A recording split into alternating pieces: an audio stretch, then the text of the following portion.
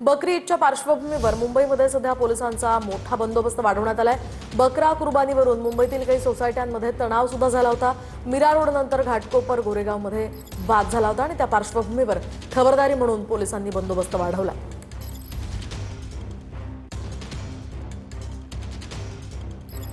अधिकची माहिती जाणून घेऊयात आमचे प्रतिनिधी गिरीश गायकवाड यांच्याकडून। गिरीश, काय सांगाल, बकरी ईदच्या पार्श्वभूमीवर मुंबईमध्ये सध्या पोलिसांचा ठिकठिकाणी बंदोबस्त दिसतोय? आपण पाहतोय की आज सकाळपासूनच मुंबईतील विविध भागांमध्ये जे मुस्लिम समुदायिक आहेत ते आज नमाज पठण करण्यासाठी या ठिकाणी पोहोचलेले आहेत। मी सध्या मुंबईच्या कुर्ला पूर्व परिसरामध्ये आहे। या ठिकाणची जर दृश्य पाहिली तर आपल्या लक्षात येतं की एकीकडे नमाज पठण सुरू आहे तर दुसरीकडे पोलिसांचा मोठा बंदोबस्त सध्या आपल्याला या ठिकाणी पाहायला मिळतोय। कोणताही अनुचित प्रकार घडू नये तसेच नागरिकांनी शांततेत आणि उत्साहात हा सण साजरा करावा यासाठी मुंबई पोलिसांकडून विशेष सुरक्षा व्यवस्था या ठिकाणी ठेवण्यात आलेली आहे। शहरातील मुस्लिम बहुल भागांचा संवेदनशील जे भाग आहेत त्या ठिकाणी सुद्धा हजारो पोलिसांचा बंदोबस्त आहे।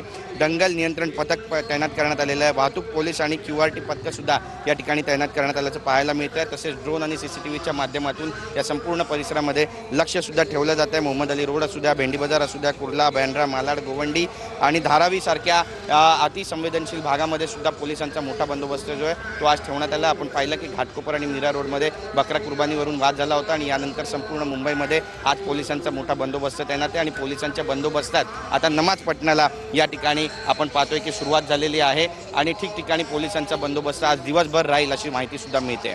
नक्कीच गिरीश, या संदर्भातले अपडेट्स घेत राहणार आहोत। तुर्तास धन्यवाद दिलेल्या या सविस्तर माहितीसाठी।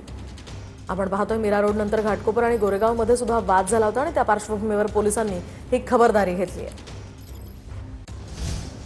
वळूयात पुढच्या बातमीकडे। कल्याणच्या दुर्गाडी परिसरात ईदच्या पार्श्वभूमीवर मोठा पोलीस बंदोबस्त तैनात करण्यात आलाय। दुर्गाडी किल्ल्याकडे जाणाऱ्या शिंदे सेनेच्या शिवसैनिकांना पोलिसांनी रोखलंय।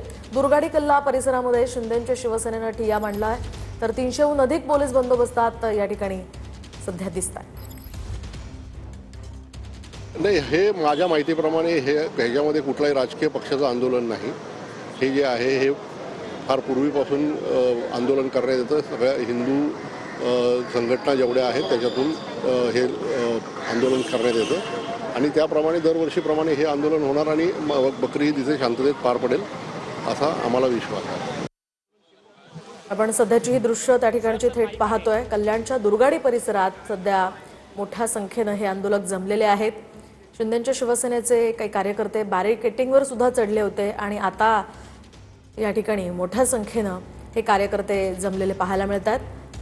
या सगळ्या शिवसैनिकांना पोलिसांनी खरं तर रोखलेलं होतं, मात्र त्याच ठिकाणी आता हे शिवसैनिक थांबून आहेत। शिवाय पोलीस सुद्धा त्या ठिकाणी बंदोबस्तात आहेत। कुठलाही अनुचित प्रकार घडू नये यासाठी पोलीसही तिथे तैनात आहेत। मात्र काही वेळाआधी बॅरिकेटिंगवर हे आंदोलक चढलेले होते। दरवर्षीप्रमाणे यावर्षी सुद्धा शिंदेच्या शिवसेनेकडून हे आंदोलन केलं जात आहे। बकरी ईद निमित्त हिंदूंना प्रवेश बंदी असल्यामुळे हे आंदोलन केलं जात आहे। कल्याणच्या दुर्गाडी किल्ला परिसरात सध्या पोलीस बंदोबस्त तैनात करण्यात आलेला आहे आणि त्यासाठी आपण सध्याची ही दृश्य त्या ठिकाणी पाहतोय। मोठ्या संख्येनं आंदोलक इथे जमलेले आहेत। दुर्गाडी किल्ल्याकडे जाणाऱ्या शिंदेच्या शिवसेनेच्या या कार्यकर्त्यांना आणि पदाधिकाऱ्यांना इथे पोलिसांनी रोखलेलं होतं।